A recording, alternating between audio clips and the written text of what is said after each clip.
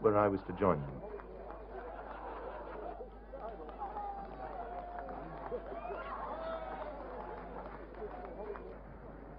The fast Zandvoort circuit is set amongst sand dunes on the North Sea coast, southwest of Amsterdam.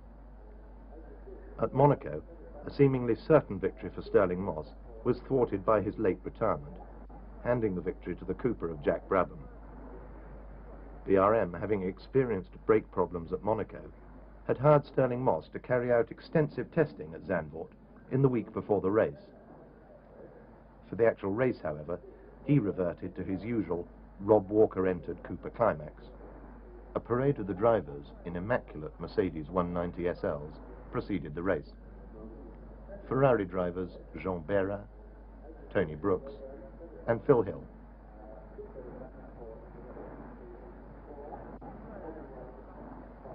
Harry Schell, BRM driver, the Texan Carroll Shelby in an Aston Martin, Roy Salvadori, who was to drive the other Aston, the Swede Joe Bonnier in the BRM,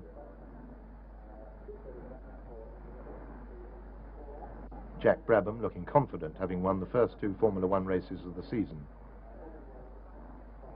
Innes Ireland making his Grand Prix debut for Team Lotus,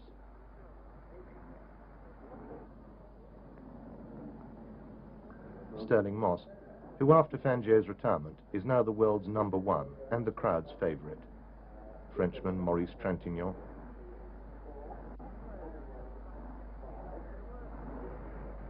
the dapper Graham Hill, looking the archetypal English gentleman,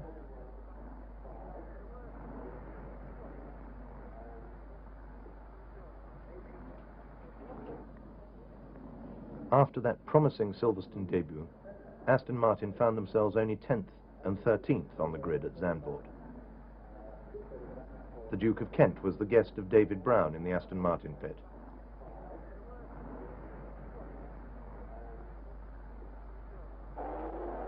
At the off, Joe Bonnier led from pole, and much to everyone's surprise, Maston Gregory in a Cooper climax snatched second from Tony Brooks's Ferrari.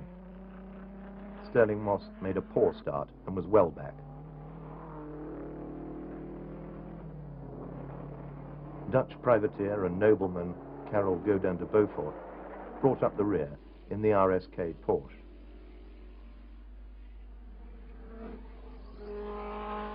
Gregory soon took the lead from Bonnier. The chasing pack was led by Brooks, with Brabham, Schell, Bera, Graham Hill and Moss all nose to tail behind.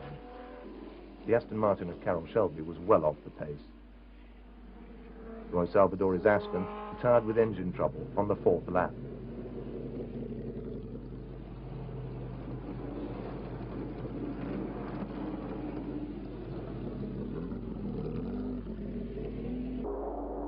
Gregory still held a slim lead over Bonnier, with the beautifully controlled Cooper of Jack Brabham chasing.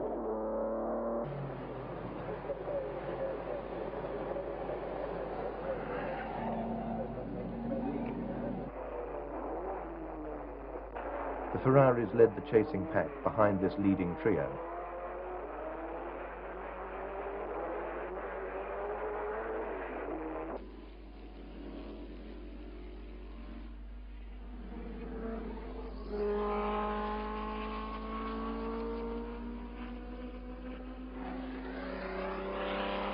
Then Gregory was slowed by gearbox trouble.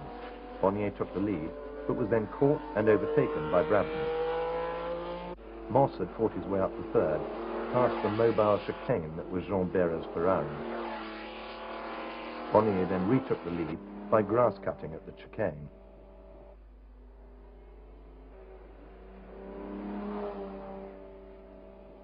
The spectating Roy Salvadori was timing Sterling as he caught the leading duo. Innes Ireland was having a fine debut for Lotus.